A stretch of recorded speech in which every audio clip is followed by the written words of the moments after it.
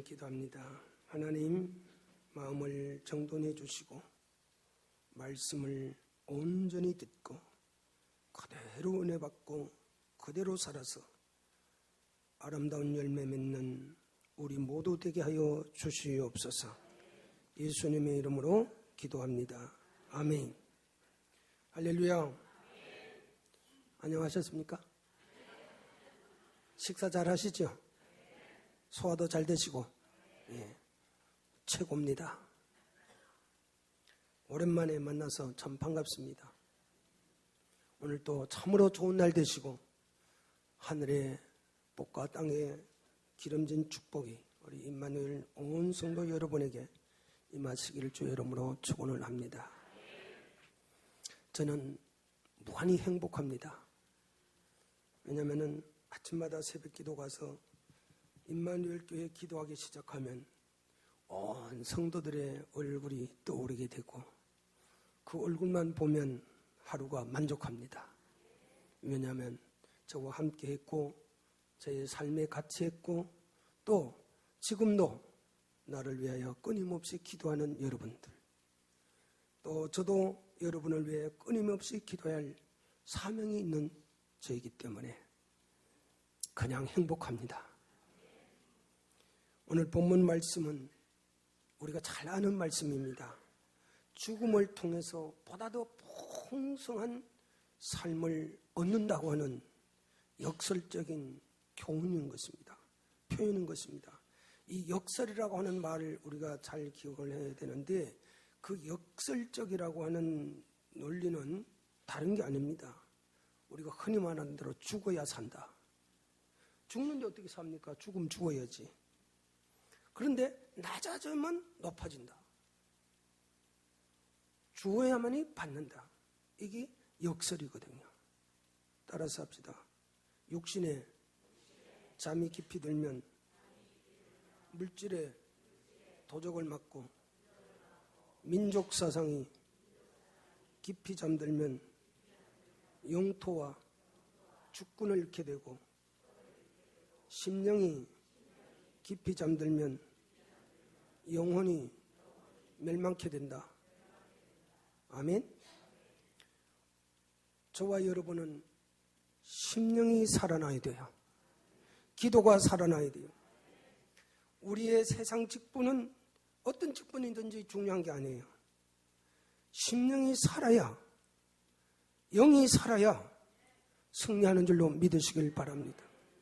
목사면 뭐하고 장로면 뭐하고 집사 권사면 뭐합니까? 심령이 죽으면 목사도 이상한 짓하고 장로도 이상한 짓하고 집사도 이상한 짓 다 신앙의 본질로 들어가지 않기 때문에 그렇습니다. 본질이 뭐냐? 본질이라는 말, 어떤 일의 가장 중요한 부분, 없어서는 안 될 부분, 우리가 약속을 하다 보면은 더 중요한 약속이 오면 덜 중요한 약속을 포기하는 것입니다. 가장 중요한 일이 오면 가장 중요하다고 생각했던 그 일도 포기하고 그보다 더 중요한 일이 오면 그 일을 중심하는 거죠. 우리의 신앙의 본질이라고 하는 것은 어디에 있느냐? 사는 데 있는 게 아니고 죽는 데 있다는 것이죠. 이게 신앙의 본질이란 말이죠. 우리가 잘 기억을 해야 됩니다. 우리 잘 아는 대로 예수님 한 사람 때문에 제가 세상에 돌아왔다는 거 알고 말 잘못했네. 아담 한 사람 때문에 새가 세상에 들어온 거 알고 모든 사람이 죄인인데도 불구하고 그 중에 예수 믿는 자마다 영생을 얻으리라. 그러니까 예수를 안 믿으면 영생을 못 얻고 죄인 중에 사는 것이고 그 중에 예수 믿는 자마다 영생을 얻게 되는데 이 영생이라는 것은 미래적인 사건이에요. 영원히 산다고 하는 사건이에요. 영생의 독특한 성격을 함축하고 있는 말이 영생이라는 말이에요. 시간이 짧아서 막 안 읽겠습니다. 그냥 가겠습니다.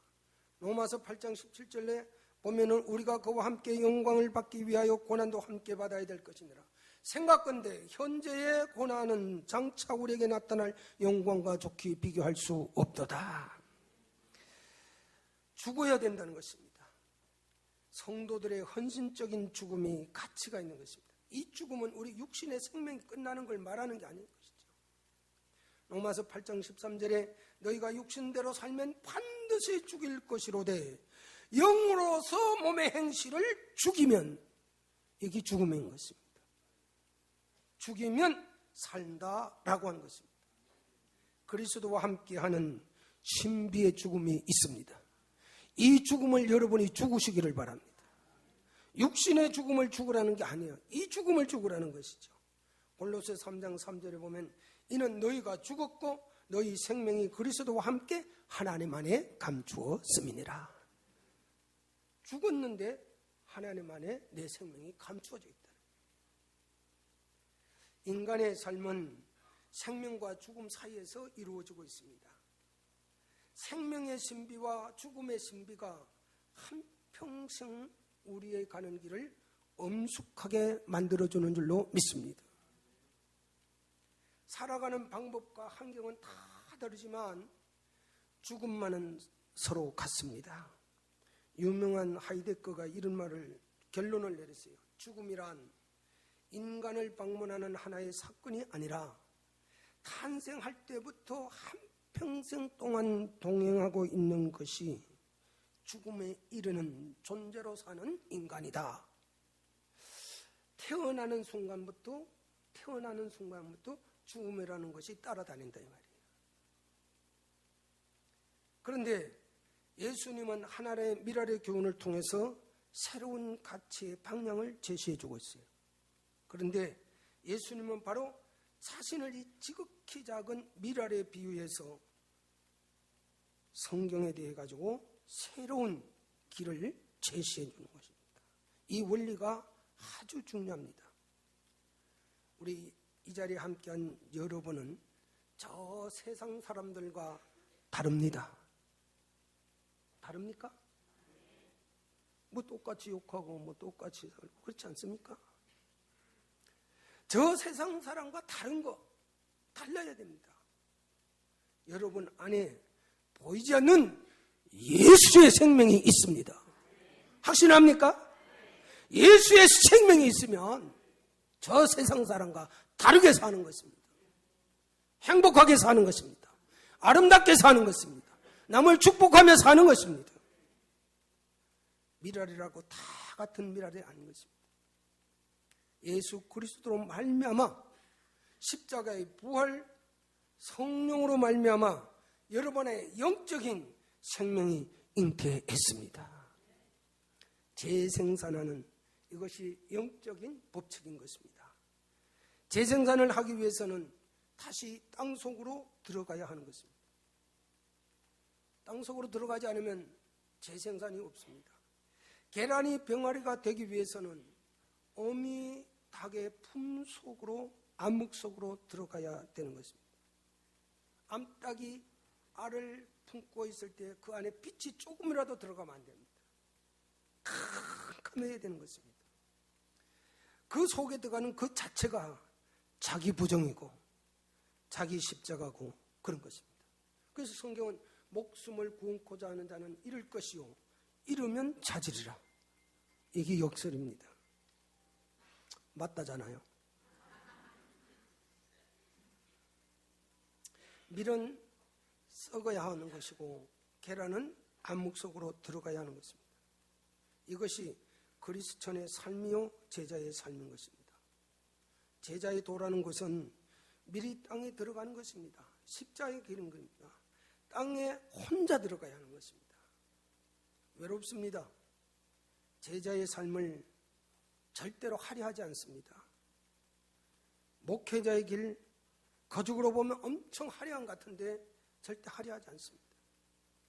땅에 떨어진다는 것이 자존심 포기인 것입니다. 내 생각, 내 세상 죽는 것입니다. 이게 쉬운 일이 아닌 것이죠. 내가 죽지 않으면 할 수 없습니다. 그런데 오늘 우리 많은 그리스도인들의 문제가 뭐냐면 내가 죽은 상태에서 예수를 믿는 것이 아니라 내가 산 내 상태에서 내가 예수를 믿으니까 모든 곳에 문제가 일어나는 것입니다. 완전히 나를 포기하고 예수 믿으면 문제 일어날 이유가 없죠. 느끼지 않아도 보이지 않아도 들리지 않아도 내 속에 예수의 생명이 있는 것을 믿고 찬송하시기를 바랍니다. 기도하시기를 바랍니다. 믿음의 이 길을 계속 가기를 주의 이름으로 축원합니다. 이것이 제자의 길이고 십자가의 길이고 섬기는 길입니다. 성령님이 내 삶을 인도해 주시옵소서. 십자가의 길을 제가 가겠습니다. 미랄의 삶을 살겠습니다. 요한복음 12장 24절, 이건 십자가 이후에, 고난 이후에 우리의 삶을 보여주는 보석 같은 말씀입니다. 우리는 지금까지 갈보리 언덕에서 예수님이 지셨던 험한 십자가를 하나님의 승리로 능력인 것을 우리가 믿고 보았고 왔습니다. 그것이 승리라고 믿으면서 십자가에 죽지 않습니다. 그것이 능력이라고 믿으면서도 십자가를 안 지려고 하는 것입니다. 죄에 대한 승리, 세상에 대한 승리, 사단에 대한 승리, 누구든지 이 사건을 믿고 저와 여러분 우리 모두의 정과 욕심을 십자가에 못 박으면 똑같은 능력이 나오는 줄로 믿습니다. 십자가 사건이 2000년 전의 사건인데 오늘 우리에게 동일한 능력이 있습니다. 고난은 영원하지 않습니다. 사람마다 고난이 오긴 오는데 영원하지 않아요. 터널에는 반드시 끝이 있습니다. 아무리 긴 터널을 가도 터널에는 끝이 있습니다. 찬란한 아침이 있습니다. 푸른 산천 초목이 있습니다. 높은 하늘이 여러분을 기다리고 있습니다. 여러분 가정과 우리 임마누엘 교회 온 성도들 한 분 한 분 머리에 높은 하늘이 열려질 줄로 믿습니다. 지금 어떤 일이 있어도 하나님은 터널의 끝을 우리에게 보여줄 줄로 믿습니다.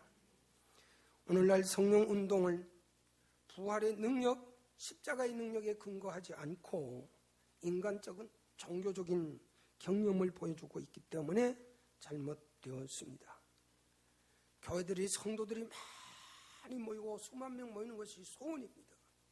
그러나 신앙의 본질을 잃어버린 큰 교회는 사탄의 덩어리일 수밖에 없습니다. 교회가 크더라도 신앙의 본질, 성도가 많이 모이더라도 신앙의 본질이 살아 있어야 될 줄로 믿습니다.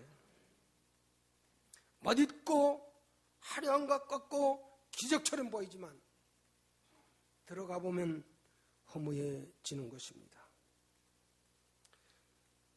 가능한 안 하려고 했는데 감동이 오니까 하는 것인데 우리는 서초동에 가면 사랑의 교회가 어마어마합니다.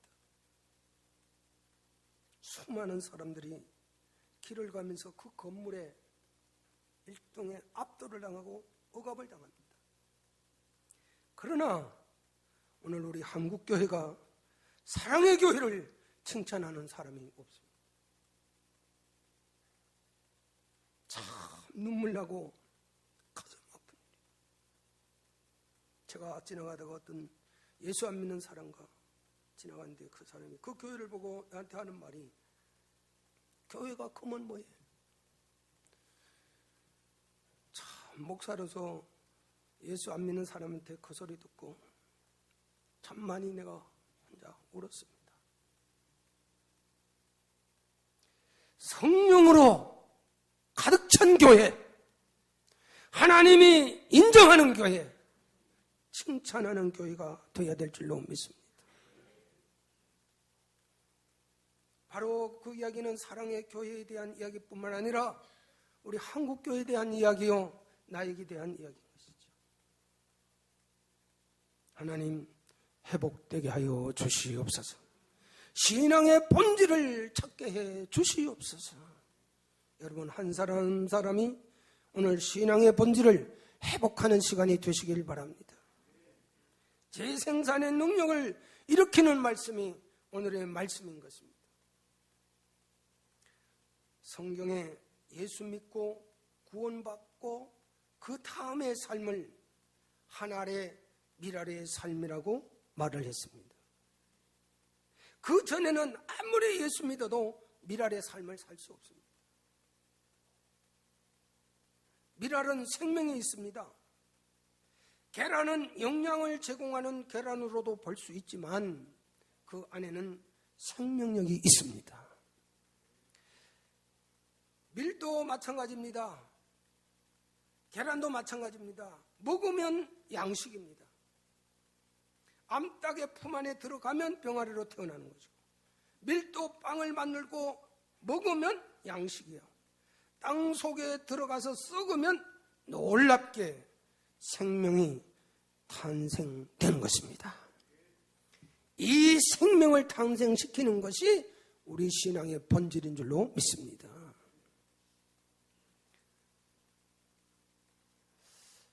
예수 믿고 구원받고 난 후의 삶을 한 알의 밀알의 삶이라고 했는데 그런 삶을 산 이야기를 하고 마치려고 하는 것입니다. 많이 이야기할 수 있지만 시간이 또 목사님 오랜만에 또 길게 한다거든요. 시간 맞추려고 노력을 하다 보니까 조금 설명을 더 말씀이 되는데 아무튼 신앙의 본질에서 우리가 제가 여러분 아는 대로 이 문중경 전도사님 영성수련회를 다니고 있습니다. 지금 내가 16번째 갔다 왔는데 갈 때마다 은혜를 받습니다. 은혜는 받지만 삶이 그대로 안 가는 고통을 가지고 기도하고 있습니다. 거룩한 고통이죠. 강경성결교회에 가면은 우리 한국성결교회, 한국교단의 최초의 신사참배 거부운동이 일어났습니다. 앞에 역사를 좀 얘기하면 좋은데 시간이 안 되기 때문인데 김복희 집사님이라고는 교회학교 교사가 있었습니다. 그리고 이분은 보통학교 선생님이었습니다. 그 학생들과 그 선생님과 어린아이, 교회학교 어린아이들 57명이 한국 최초의 신사참배를 정면으로 거부한 사건이 우리 교단 어린이들에 의해서 일어났습니다. 그리고 이 교회는 영국의 토마스 선교사가 강경에 시찰하는 중에 이때에 일본군과 경찰이 독립군인 줄 알고 이 토마스 목사를 죽도록 패고 폭행을 했습니다. 그래서 이 사건이 영국과 일본의 국제 문제가 됐습니다. 그래서 결국은 일본은 영국에 사과하고 이 목사님 폭행죄로 위자료를 배상금으로 줬습니다. 그런데 이 토마스 목사님이 내가 한국에서 맞고 어려움 당한 것은 하나님의 뜻이 있다. 그래서 이 배상금 전체를 다 헌금을 해가지고 강경성결교회를 건축했습니다. 그런데 이 교회에서 자라난 우리 김복희 집사님과 57명의 어린이들이 신사참배의 거부운동을 일으키는 역사가 일어났습니다. 하나님의 오묘한 역사인 줄로 믿습니다. 이 김복희 선생님과 57명의 어린이들이 신앙의 본질을 찾은 줄로 믿습니다. 그리고 금산에 가면 전북 김제 금산에 가면 모악산 밑에 금산 기억자 교회가 있습니다. 한국의 유명한 교회입니다. 이 교회는 미국의 선교사 테이터가 한국에 와서 이 교회를 세웠는데 거기에 조덕삼 씨와 이자익 씨가 있습니다. 유명한 두 분인데 조덕삼 씨는 지주요, 지주. 그때 당시 3,500석을 하는 지주였다고 그래요. 엄청난 지주죠. 이자익은 경남 남해 출신인데 6살 때에 부모를 잃고 친척집에서 10년을 살았어요. 16살 때 살다가 아무리 생각해도 소망도 없고 희망도 없으니까 돈은 1전 한 푼도 없고 하동에 남해에서 배를 타고 하동을 오는데 선장한테 가서 사정을 해서 내가 이러니 나 배 태워서 바다만 건너 육지좀 가게 해달라고 사정을 해가지고 하동에 왔다가 하동에서도 또 안 돼가지고 하동에서 또 남원으로 갔다가 남원에 가도 안 돼서 전주로 갔다가 금산리 사거리를 가다가 어떤 분을 만나가지고 나는 경남 남해에서 이렇게 왔는데 먹을 것도 없고 입을 것도 없고 아무것도 없는데 이때 당시는요 전라도는 아주 부했고 경상도는 아주 가난했어요. 전라도는 곡청지대거든요. 예, 경상도는 아주 삭막하고 돈이 없는 데예요. 그래서 동학난도 어디서 일어났어요? 전라도에서 일어났거든요. 왜? 김제평야 그 전부 평야가 강경을 통해 가지고 다 일본으로 수탈해 갔기 때문에 전봉준이가 그걸 일으킨 거거든요. 그래서 이 이자익이라는 사람이 사정을 나 어디 가서 막 그냥 밥만 먹고 잠만 자가 해달라고 사정을 하니까 길거리에서 만난 분이 이 조덕삼 지주의 집에 데리고 갔어요. 이런 사람을. 그러니까 이 조덕삼 이분이 이 이자익을 마부로 썼어요. 마부로 써서 이제 마부가 돼서 이제 일하게 됐는데 이 선교사 데이터 선교사가 같이 전도를 해가지고 같이 금산교회에 입교를 하게 된 거예요.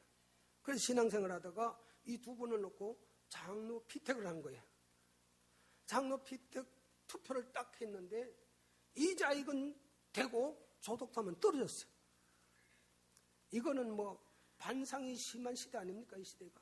이 기역자 교회가 왜 기역자 교회냐? 남녀 칠서 부동석이야. 그러니까 남자는 서쪽에서 들어오고 여자는 동쪽에서 들어와가지고 강단에서 커튼 탁 쳐놓고 목사님만 보고 예배 드리고 돌아가야 되는 그런 상황인데 지금도 그 교회가 그대로 있어요. 근데 이자익만 되고 조덕삼이 떨어졌으니 이거 보통 교회가 문제가 아니잖아요. 근데 그 자리에서 조덕삼 씨가 이거는 하나님의 뜻입니다. 하나님이 결정한 겁니다. 이자익 피택 장로님을 섬기겠습니다. 다 그 교회를 안정시킨 거예요. 그래놓고 되고 나니까 집에 가서는 지주와 마부 사이, 교회 와서는 장로님과 평신도 사이, 이걸 잘 지켜나갔다는 거예요. 그러다가 조덕삼 장로가 그 후에 6개월 후에 장로가 됐는데 장로가 되시고 이 이자익 장로를 평양신학교를 보냈어요. 자기 재산 다 들어가 평양신학교를 보내가지고 졸업을 시키고 졸업된 뒤에는 자기 교회 담임 목사로 모셨어요. 이 조덕삼 장로님이. 담임 목사를 모시고 이자익 목사가 장로교회 그때는 뭐 합동통합이 아니죠. 전부 하나였으니까요. 그래서 이자익 목사님이 장로교 총회장을 3번이나 하셨어요. 그리고 이 조동산 장로님은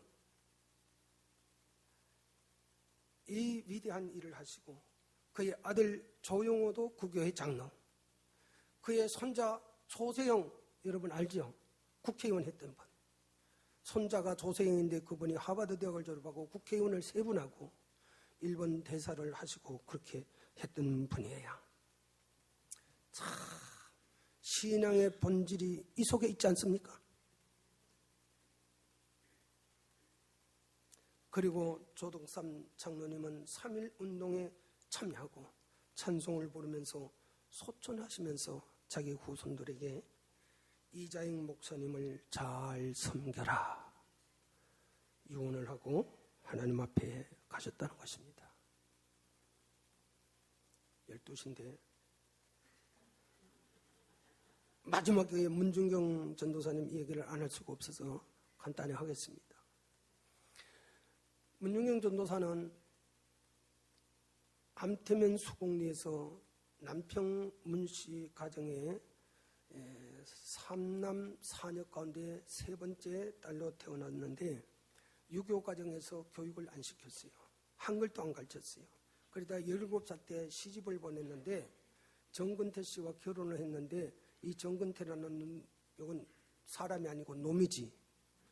이 놈이 딴 여자하고 살고 있었어요. 그래서 결혼식만 올리고 완전 생가부가 된 거예요. 그래도 시부모를 지극효성으로 섬겨서 시아버지의 사랑을 받다가 시아버지가 너무 며느리한테 미안하니까 알려줄 게 없어서 얘야 너 한글 배울래 그래가지고 시아버지가 한글을 가르친 거예요. 한글을 그거 배웠어요.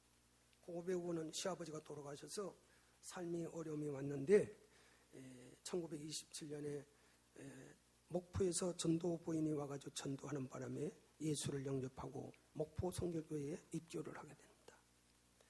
근데 거기서 이성봉 목사님을 만났는데 우리 서울 경성 신학원에 입학을 시키려고 원서를 써서 보냈는데 자, 초등학교 졸업장이 있나? 이거 뭐 자격이 아무것도 없고 단지 있는 거는 목사님 추천서 한 장밖에 없어요. 그러니까 신학교 시험에서 떨어졌어요. 나중에 이성봉 목사가 왜 얘를 떨어졌나 좀 합격시키죠. 결혼한 사람이기 때문에 안 된다, 교칙이. 그래가지고 남편한테 이혼해달라 그러니까 남편이 또 이혼도 안 해줘. 그런데도 불구하고 이 문중영 전도사가 나는 어떻게든지 이 학교를 공부해야 된다. 이성봉 목사도 어떻게든지 하자. 하다가 이명정 목사님이 두 분한테 쫄려가지고 할 수 없이 청강생으로 받아줬어요. 그래서 청강생으로 너무너무 열심히 하니까 그냥 졸업할 땐 정식 졸업을 시켰어요. 그래가지고 전도사가 됐습니다. 그래서 이야기 시간이 없어서 1950년도에 6.25 전쟁 터지고 인민군에게 문중영 전도사, 양도천 전도사, 이봉성 전도사가 체포되어가지고 40일 동안 감금이 되어 있었어요. 그러다가 9월 27일에 문중영 전도사, 양도천, 이성봉,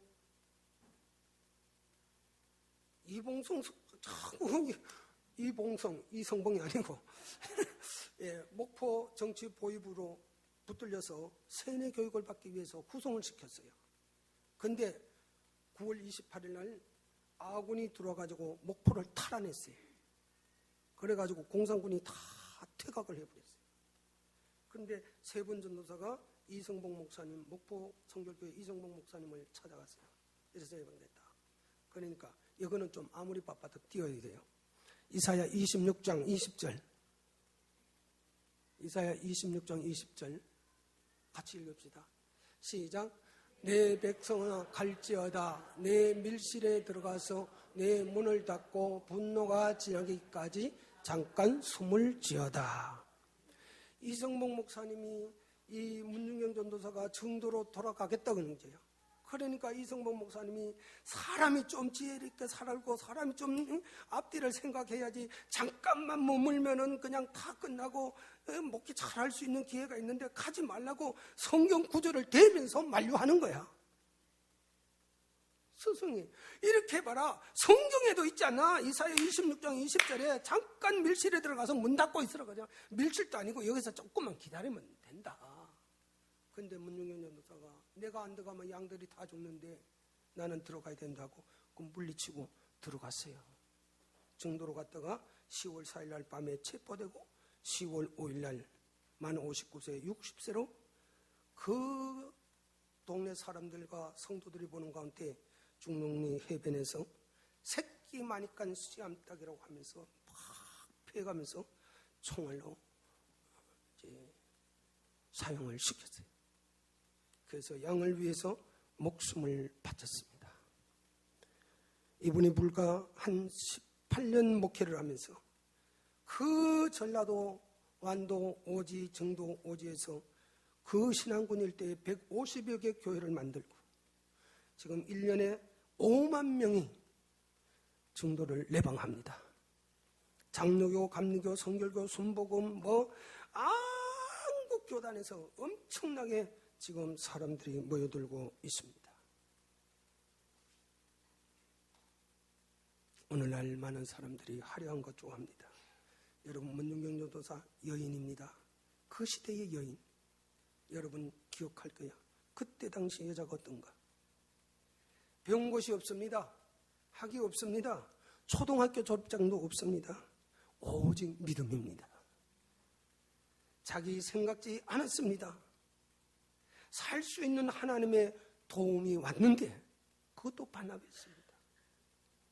사랑의 불덩어리 사도, 성령의 사람이었던 것을 믿습니다.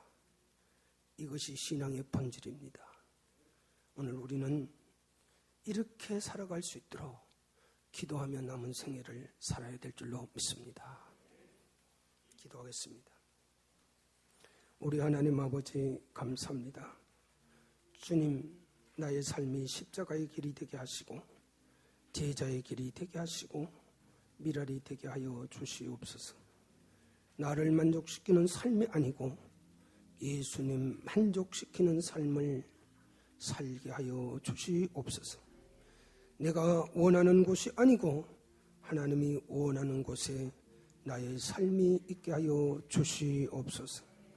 신앙의 본질을 회복해서 문윤경 전도사님처럼 김복희 선생님과 57명의 어린이들처럼 조독삼 장로님처럼 이장익 목사님처럼 믿음을 생활에 적용하면서 살게 하여 주시옵소서.